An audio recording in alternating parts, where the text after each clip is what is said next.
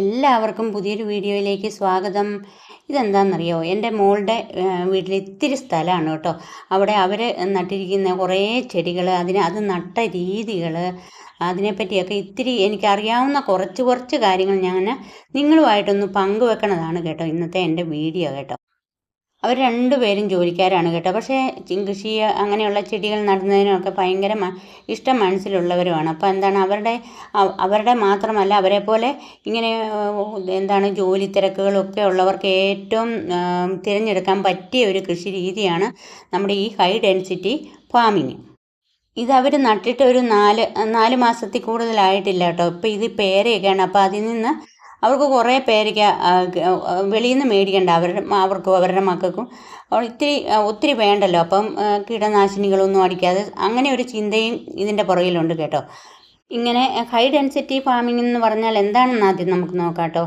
ഇങ്ങനെ അടിയിൽ നന്നായിട്ട് ഇങ്ങനെ ഇത് മാറ്റി വിരിച്ച് കൃത്യമായി ഒരു 2 മീറ്ററിലോ അല്ലെങ്കിൽ 1.5 മീറ്ററിലോ ഡിസ്റ്റൻസിൽ ചെടിച്ചട്ടിയിലോ നിലത്തോ ഒക്കെ നടാം. അപ്പോൾ അത് കൃത്യമായ ഒരു സ്റ്റേജ് ആകുമ്പോൾ അത് പ്രൂൺ ചെയ്ത് നിർത്തുന്നതിനെയാണ് ഈ ഹൈ ഡെൻസിറ്റി ഫാമിംഗ് എന്ന് പറയണത് കേട്ടോ. ഇതെല്ലാം ഒരു വട്ടം അവർ പ്രൂൺ ചെയ്ത് നിർത്തിയതാണ് കേട്ടോ. ഇനിയിപ്പോൾ അടുത്ത ഘട്ടം പ്രൂണിങ്ങിനൊക്കെയുള്ള സമയമായിട്ടുണ്ട്. അത് സമയക്കുറവ് മൂലമാണെന്ന് തോന്നുന്നു അത് വൈകണത്. കുറച്ചുകൂടെ ഇതിൻ്റെ വളർച്ച ഇത്തിരി മുരടിപ്പുണ്ടോയെന്ന് എനിക്ക് തോന്നുന്നു. അത് സമയക്കുറവിൻ്റെ ആകട്ടോ. അതൊക്കെ മാറിക്കോളും. അടുത്ത പ്രൂണിങ് ചെയ്ത് അത് വളമൊക്കെ ഇട്ട് കഴിയുമ്പോഴത്തേനും അത് മാറി വന്നോളും. ഈ ഹൈ ഡെൻസിറ്റി ഫാമിങ്ങിൻ്റെ ഏറ്റവും ഒരു സവിശേഷത എന്ന് പറഞ്ഞാൽ കുറഞ്ഞ സ്ഥലത്ത് കൂടുതൽ കൃഷി ചെയ്യാൻ പറ്റണു എന്നുള്ളതാണ് അല്ലേ. എന്താണെന്ന് വെച്ചാൽ ഇപ്പോൾ 5 സെൻറ്റ് സ്ഥലം അല്ലെങ്കിൽ 10 സെൻറ്റ് സ്ഥലത്തൊക്കെയാണ് ആൾക്കാർ സ്ഥലം മേടിച്ച് വീട് വെക്കണത്. അപ്പോൾ അവർക്ക് കൃഷിയോട് താല്പര്യമുള്ളവരായിരിക്കും.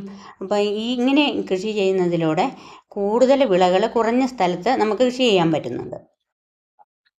പിന്നെ അടുത്ത കാര്യം എന്ന് പറഞ്ഞാൽ എല്ലാ ചെടികൾക്കും കൃത്യമായ അളവിൽ സൂര്യപ്രകാശവും വളവും ഒക്കെ ഈ കൃഷി രീതിയിലൂടെ ലഭിക്കുന്നുണ്ടെന്നുള്ളതാണ്.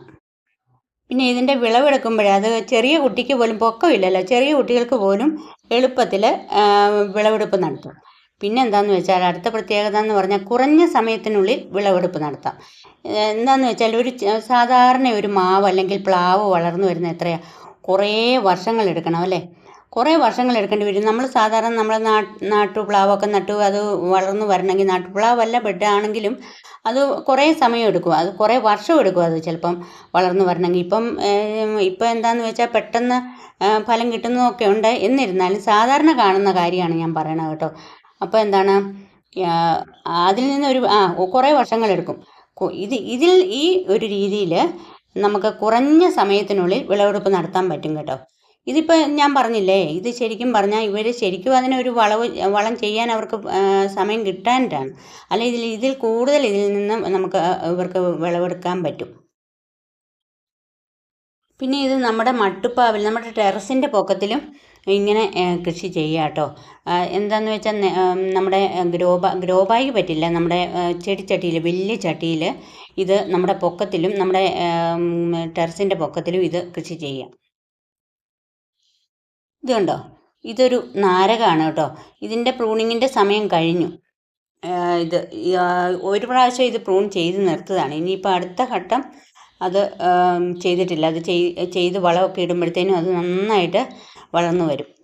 വലിയ എരമ്പെന്ന് പറഞ്ഞാൽ വലിയ മരങ്ങളൊന്നും അടുത്തൊന്നുമില്ല, അതുകൊണ്ട് പെട്ടെന്ന് ഇത് വരും. ഇത് കണ്ടോ, ഇതൊരു പ്ലാവാണ് കേട്ടോ. അത് പ്രൂണിങ് ചെയ്തിട്ടില്ല, അത് പ്രൂണിങ് ചെയ്ത് കഴിയുമ്പോൾ അതും പെട്ടെന്ന് ശരിയായിക്കോളും. ഇത് വാഴയാണ്, അത് സാധാ വാഴയാണ്. അത് ഈ രീതിയിൽ കൃഷി ചെയ്തൊന്നുമല്ല, അത് വെറുതെ അതിൻ്റെ ഒരു സൈഡിൽ ഇങ്ങനെ അവർ നട്ടതേ ഉള്ളൂ കേട്ടോ. അത് ഇവർക്ക് രണ്ടുപേർക്കും ഇങ്ങനെ കൃഷിയോട് ഭയങ്കര താല്പര്യമുള്ളവരാണ്. അതുകൊണ്ടാണ് ഇങ്ങനെ വരുന്ന സമയത്ത് 4:30 അവർ വരുന്ന സമയത്ത് അവർ ചെയ്യുന്നതാണ് ഈ പണികളൊക്കെ. ഇത് വേറെന്തോ സൈസ് ഒരു നാരകത്തിൻ്റെ ഇനമാണ് കേട്ടോ. ഓറഞ്ചാണെന്ന് തോന്നുന്നു, ഓറഞ്ചാണെന്ന്. അതിൻ്റെയൊക്കെ പ്രൂണിങ്ങിൻ്റെ സമയം കഴിഞ്ഞു. ഇത് പിന്നെ എന്താണെന്നറിയാം, താഴെ ഈ ഇത് കണ്ടോ, തണ്ണിമത്തനാണിത്. ഇടയ്ക്ക് തണ്ണിമത്തനാണ്.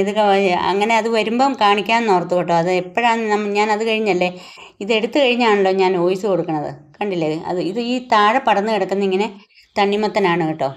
ഇതൊരു പേരയാണ്. പേര അതിൽ നിന്നും അവർക്ക് കിട്ടിയതാണ്. ചുമല കളറുള്ള പേര. ഇത് കണ്ടോ, പേരയ്ക്കാണ് കേട്ടോ. അത് എല്ലാത്തിനും ഇനിയിപ്പോൾ അടുത്ത ഘട്ടം പ്രൂണിങ് വന്നു കഴിയുമ്പോൾ അടുത്ത ഘട്ടത്തിൽ അത് ഒന്നുകൂടെ വിളവ് നന്നായിട്ട് കിട്ടും. ഇതുണ്ടോ. പിന്നെ ഇങ്ങനെ മാറ്റി വിരിക്കുന്നതിലൂടെ താഴെയൊന്നും അധികം പള്ള കിളിക്കില്ല കേട്ടോ. ഈ മാറ്റ് വിരിക്കാത്ത സ്ഥലത്തൂടെയൊക്കെ നല്ല പള്ളയാണ് കേട്ടോ. ഈ കുറഞ്ഞ സ്ഥലത്തിനുള്ള അവർക്ക് ആവശ്യമുള്ള പച്ചക്കറികൾ ഇതിൻ്റെ പുറകിലുണ്ട്. പച്ചക്കറികൾ, വാഴ, അത്യാവശ്യം ഇല കീറാൻ അതൊക്കെ ഉണ്ട് കേട്ടോ. ഇതുണ്ടോ, ഇത് ബുരിയാനോ അങ്ങനെ എങ്ങാണ്ട് ഒരു അതിൻ്റെ കായ്ക്ക് നല്ല വിലയുള്ളത് കണ്ടാണ്. അതാണെന്ന് തോന്നുന്നത്. അത് ഞാൻ ഇവിടെ വെച്ചിട്ടുണ്ട് കേട്ടോ. ഇതൊരു റെഡ് ലേഡിയാണ്, കപ്പളവേ. കപ്പളം ഈ രീതിയിൽ കൃഷി ചെയ്യാൻ പറ്റുമോയെന്ന് എനിക്കറിയില്ല. അത് ചെയ്യാൻ പറ്റുമെന്ന് തോന്നുന്നു. ഈ എന്താണ് ഹൈ ഡെൻസിറ്റി ഫാമിങ് ഈ കപ്പളത്തിൻ്റെ കാര്യത്തിൽ ശരിയാകുമോ എന്ന കാര്യം എനിക്ക് അത്രയൊരു അറിയില്ല. ഇതുണ്ടോ, റെഡ് ലേഡിയാണ് കേട്ടോ. ഇത് പിന്നെ എന്താണെന്നറിയാം, ഇതിന് നല്ല മധുരമാണ് കേട്ടോ. ഈ